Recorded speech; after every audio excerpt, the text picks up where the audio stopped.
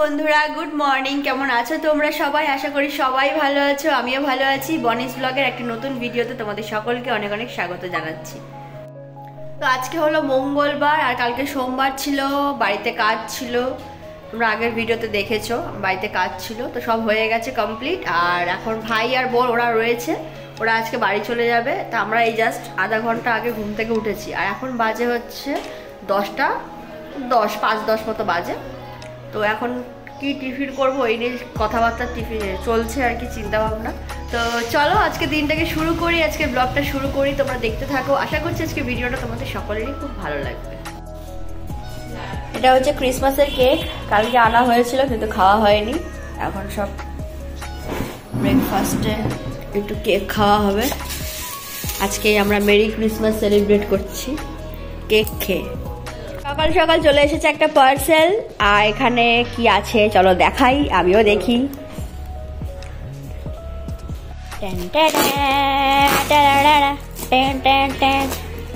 এখন দেখো ঠিকঠাক এসছে কি হলে বড় ব্যাপার। আরে আস্তে আস্তে আস্তে আস্তে আস্তে বৎস, বাবা রে, আরে বাবা রে,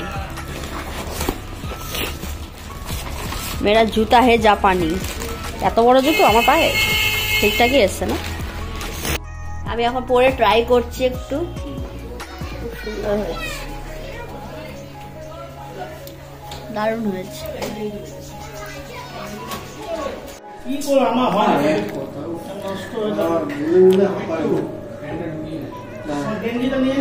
ডাল, আলু ভাজা, ভাত, পটল চিংড়ি, কাতলা, এর মধ্যে চাটনি আছে। এই হচ্ছে একটা লাঞ্চ মেনু।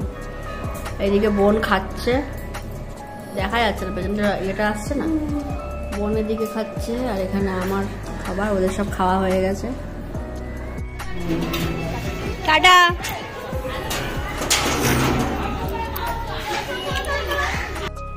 বিকালবেলা একটু খিদে খিদে পাচ্ছিল, ওটা ডিম সেদ্ধ বসিয়েছি। আর এখানে পাউরুটি হালকা করে সেঁকে নিয়েছি, স্যান্ডউইচ বানিয়ে খাবো। আর এই যে দেখো বাসন, আরগুলো বাকিগুলো দুপুরে ধুয়েছি, আর এগুলো বাকি ছিল, এগুলো এখন ভালো করে মাজলাম, মেজে ঘষে রাখলাম, কালকে এগুলো আবার দিয়ে আসতে হবে। এই যে সব কিরম গুছিয়েছিলাম। আর এখন ঘরের অবস্থা দেখো চারিদিকে, কালকে কাজ হয়েছে, কালকে যা শরীরের অবস্থা ছিল কেন কিছু করতে পারিনি, এসব এভাবে পড়ে আছে, এগুলো এখন ক্লিন করব। সকালেও সব ঘুম থেকে দেরি করে উঠেছি। আর এখানে কাজ হয়েছিল, এই যে মায়ের মুখও দেখা যাচ্ছে না, সব এগুলো এখন ফেলবো, এগুলো সব এখন পরিষ্কার করতে হবে, না হলে না সব উঠছে এগুলো। এই ফুলের জন্য না এত পোকা হচ্ছে ঘরে, দেখো অবস্থা, এই যে ছোট ছোট এই যে উঠছে, এগুলো এখন সব ক্লিন করবো।